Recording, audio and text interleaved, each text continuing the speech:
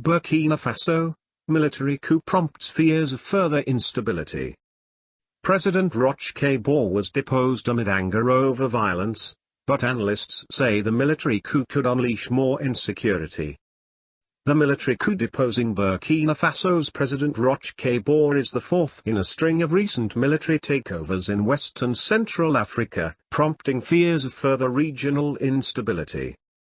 Mutinous soldiers demanding more support for their fight against armed groups announced on Monday that they had toppled the democratically elected president. While the takeover sparked widespread international condemnation, it was greeted with significant support in Burkina Faso.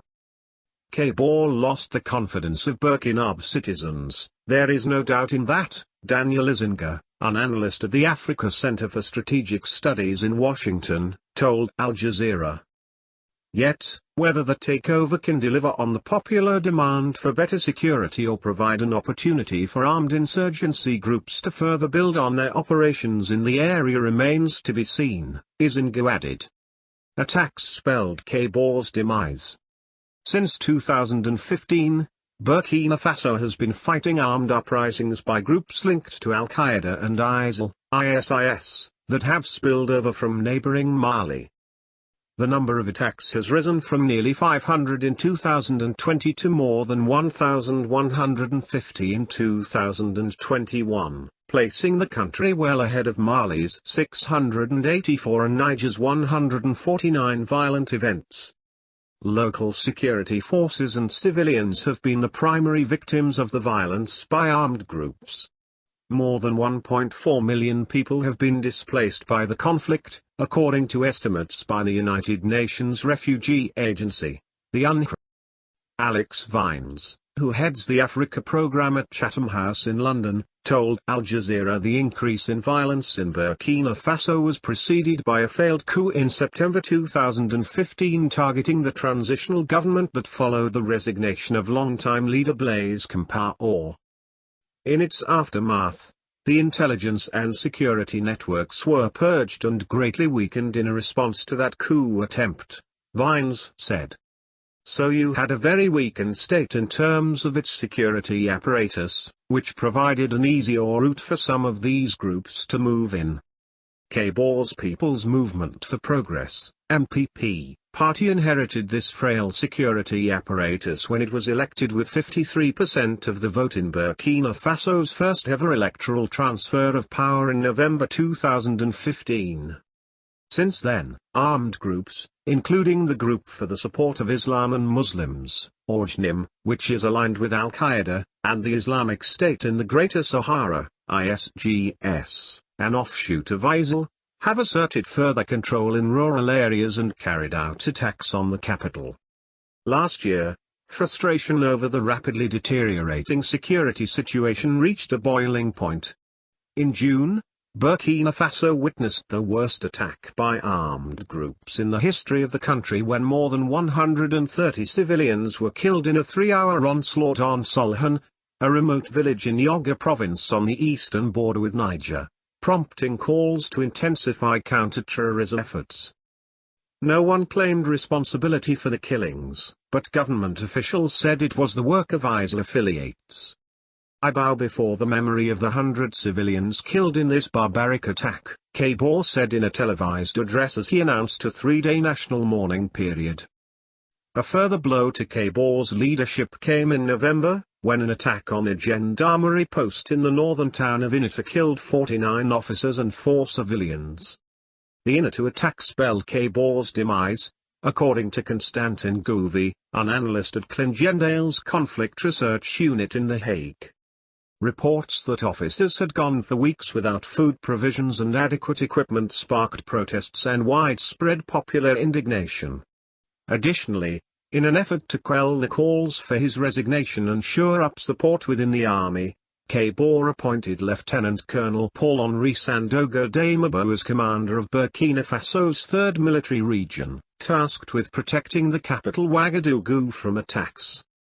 Ironically, Gouvi said, the man called upon by Kabore to rescue his democratically elected government turned out to be the leader of the military coup that deposed him on Monday. Kabore's whereabouts remain unknown, despite statements by the military government that detained officials were being held in a secure place. Kabore was named the leader of the newly established Patriotic Movement for Safeguard and Restoration, MPSR. In contrast to the deposed president, Kabore has sought to present himself as an expert in countering terrorism. A graduate of the Military Academy in Paris, he is the author of the book titled West African Armies and Terrorism, Uncertain Responses, in which he analyzed anti-terrorism strategies in the Sahel region and their limits. However, his plan for battling the armed groups remains unclear. There is a lot that is still unknown, including how he justifies that he would be better at dealing with the situation than Kabore, Coup said. He has military experience, but it's unlikely that just a change in leadership will solve the issue, including the army's funding problem, he added. No guarantee for rights. Kabore's removal was welcomed by hundreds of Burkina on the streets of Ouagadougou on Tuesday. Among the crowd, some also welcomed the coup as a liberation from the country's former colonial power, France. Paris had expanded its military cooperation with Burkina Faso at President Kabore's request, including the country in its Operation Barkhane battling armed groups in Africa's Sahel region. Its intervention sparked some criticism among citizens and state officials in Burkina Faso. Pro-military demonstrators also held Russian flags, calling for an intervention similar to that occurred in the Central African Republic, where Russian mercenaries fought off an armed uprising last year. Russia has also admitted providing military assistance through state channels in Mali, despite Bamako denying the presence of Russian mercenaries from the Wagner Group following allegations by Western powers. No indication has yet emerged as to whether Kabore may turn to Russia for security cooperation.